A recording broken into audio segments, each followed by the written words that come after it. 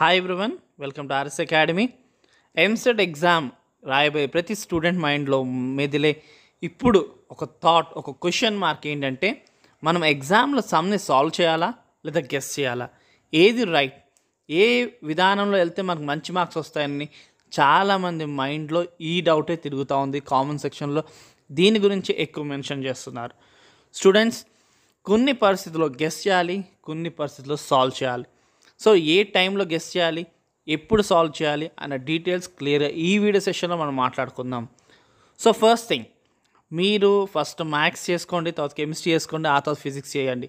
ఎందుకంటే ఫిజిక్స్ ఎప్పుడు లాస్టే. సో మ్యాథ్స్లో ఆర్డర్గా చేయాలని పెట్టుకోకండి. సో ఏవైతే సింపుల్గా సాల్వ్ అవుతాయో ఒక 3 to 4 స్టెప్స్లో సాల్వ్ అయిపోయే సమ్స్ని మీరు సాల్వ్ చేసుకుంటూ వెళ్ళండి.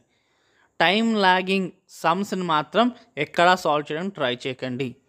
వాటిని గెస్ చేయాలి, అది కూడా బ్లైండ్ గెస్ చేయకూడదు. మీరు చదువుకున్న నాలెడ్జ్ బేస్డ్ ఆన్, మీరు చదువుకున్న ఫార్ములా బేస్డ్ ఆన్, కొన్ని ట్రిక్స్ బేస్డ్ ఆన్ మీరు అవి అప్లై చేసి చెయ్యాలి. సో మనకి షార్ట్గా అయిపోయేవేమో సాల్వ్ చేయాలి, లాంగ్ విధానంలో ఉన్నవన్నీ కూడా గెస్ చేయాలి, అది కూడా బ్లైండ్ గెస్ చేయకూడదు. సో మన టార్గెట్ ఏమై ఉండాలి, ఎన్నోసార్లు చెప్పాం, రవి సార్ చెప్పారు, నేను కూడా చెప్పాను, 67 సెకండ్స్ మనకు ఒక సమ్ ఉంటుంది. 30 seconds for question, 30 seconds for options, 7 seconds for clicking and moving to next. So ఇది మన ఎంసెట్లో మూవ్. కాబట్టి ఇది మైండ్లో పెట్టుకుని సిచ్యువేషనల్గా గెస్ చేయాలి, సిచ్యువేషనల్గా సాల్వ్ చేయాలి. షార్ట్ సమ్స్ అన్నీ కూడా సాల్వ్ చేసే పెట్టాలి.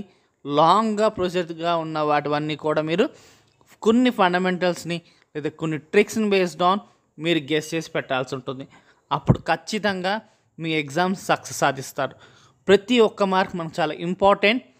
మనకు సిచ్యువేషన్ బట్టి ఒక్క mark 1000 ranks to 10,000 ranks variation తీసుకొచ్చే అవకాశం ఎక్కువ ఉంటుంది. కాబట్టి ఒక్కో మార్కుని మీరు చాలా సీరియస్గా తీసుకోండి.